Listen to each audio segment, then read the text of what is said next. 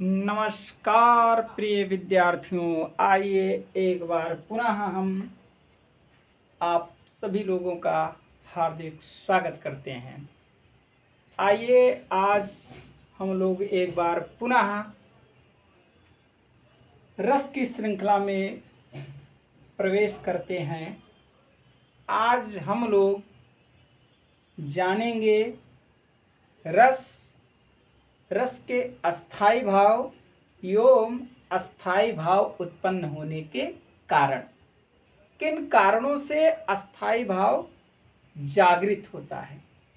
क्योंकि अस्थाई भाव सदैव व्यक्ति के हृदय में सुषुप्ता अवस्था में विद्यमान रहता है, लेकिन परिस्थितियों के अनुसार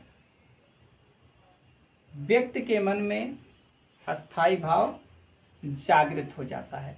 इन्हीं विषय पर आज हम लोग चर्चा करेंगे।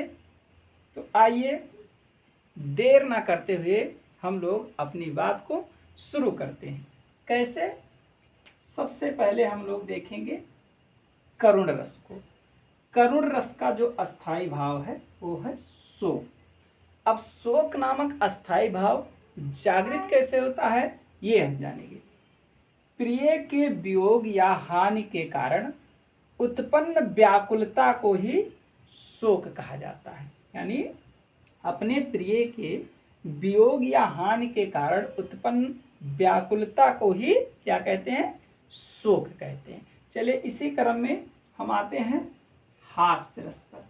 हास्य रस का अस्थाई भाव है हास। अब हास नामक अस्थाई भाव किन कारणों से जागृत होता है या उत्पन्न हो जाता है? आइए हम देख लेते हैं। अंगों या वाणी के विकार से उत्पन्न उल्लास या हंसी को ही हम हास्य रस कहते हैं, हास कहते हैं। तो इसी कड़ी में अगला जो हमारा रस है वो है श्रृंगार रस। और श्रृंगार रस का जो अस्थाई भाव है वो है रत या प्रेम। अब रत या प्रेम नामक अस्थाई भाव जागृत कैसे होता है ये हम जान लेते हैं। स्त्री पुरुष के परस्पर प्रेम भाव को ही रति कहते हैं। चलिए आगे बढ़ते हैं। अगला हमारा जो रस है वो है वीर रस। और वीर रस का जो स्थायी भाव है वो है उत्साह। अब उत्साह नामक अस्थाई भाव जागृत कैसे होता है इसे हम जानेंगे। दया, दान, वीरता। दया, दान और वीरता को प्रकट करने वाली मनोवृत्ति को ही उत्साह कहते हैं। चलिए अगला हमारा रस है भयानक रस। भयानक रस का अस्थाई भाव जो है वो है भय। अब भय नामक अस्थाई भाव जागृत कैसे होता है, उत्पन्न कैसे होता है इसे हम जानेंगे। प्रबल, अनिष्ट करने में समर्थ विषयों को देखकर मन में उत्पन्न व्याकुलता को ही भय कहते हैं। चलिए आगे बढ़ते हैं। शांत रस पर हम आते हैं। शांत रस का जो स्थायी भाव है वो है निर्वेद। अब निर्वेद नामक अस्थाई भाव उत्पन्न कैसे होता है या किसे कहते हैं ये जानेंगे। किसी यानी संसार के प्रति त्याग भाव को ही निर्वेद कहते हैं। संसार के प्रति त्याग भाव को ही क्या कहते हैं?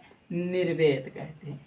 चलिए अगला जो हमारा रस है वो है अद्भुत। और अद्भुत रस का जो अस्थाई भाव है वो है विस्मय। अब विस्मय नामक अस्थाई भाव किन कारणों से उत्पन्न होता है, कैसे उत्पन्न होता है इस पर हम चर्चा करेंगे। क्या है? किसी अनोखी वस्तु को देखकर, किसी अनोखी वस्तु को देखकर जो आश्चर्य होता है उसे हम क्या कहते हैं? विस्मय कहते हैं। चलिए इसी क्रम में आगे बढ़ते हैं। अगला जो रस हमारा होगा वो होगा रौद्र रस। और रौद्र रस का जो स्थायी भाव है वो है क्रोध। अब क्रोध नामक अस्थाई भाव जागृत कैसे होता है, किन कारणों से होता है इसे हम देख लेते हैं। काम बिगाड़ने वाले अपराधी को दंड देने वाली मनोवृत्ति को क्या कहते हैं? क्रोध कहते हैं। तो काम बिगाड़ने वाले अपराधी को दंड देने वाली मनोवृत्त को ही क्रोध कहते हैं। अगला जो हमारा रस है वो है विभत्स, और विभत्स रस का जो अस्थाई भाव है वो है जुगुप्सा। अब जुगुप्सा नामक अस्थाई भाव जागृत कैसे होता है या किन कारणों से उत्पन्न या जागृत होता है, इस पर हम चर्चा कर लेते हैं। घिनौने पदार्थ को देखकर, घिनौने पदार्थ को देखकर गलान या घृणा उत्पन्न करने वाली वस्तुओं को देखकर उनसे संबंध न रखने वाली मनोवृत्त को जुगुप्सा कहते हैं। तो आज यहाँ हम कुल मिलाकर 11 रसों की बात करने वाले हैं, जिसमें 9 रस हमारे हो चुके और 10वां रस जो हमारा है वो है वात्सल्य रस। वात्सल्य रस का स्थायी भाव जो है वो है स्नेह।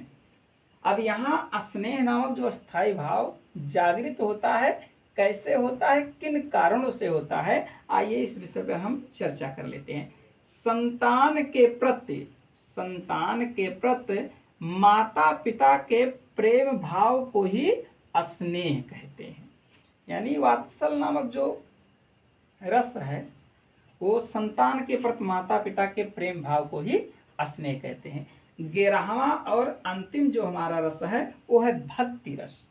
अब भक्ति रस का जो स्थायी भाव है वो है देव विषयक रति। देव विषयक रति यानी ईश्वर के प्रति प्रेम। तो ईश्वर के प्रति प्रेम भाव को देव विषयक रति कहते हैं। तो इस प्रकार आज हम लोगों ने यहाँ कुल मिलाकर 11 रस और 11 रसों के अस्थाई भाव को जाना, और साथ ही साथ अस्थाई भाव किन कारणों से उत्पन्न होता है, किन कारणों से जागृत होता है, इसको हम लोग यहाँ जाने हैं। तो आज के लिए इस वीडियो में इतना ही। अगले वीडियो में हम मिलते हैं, तब तक के लिए जय श्री सीताराम।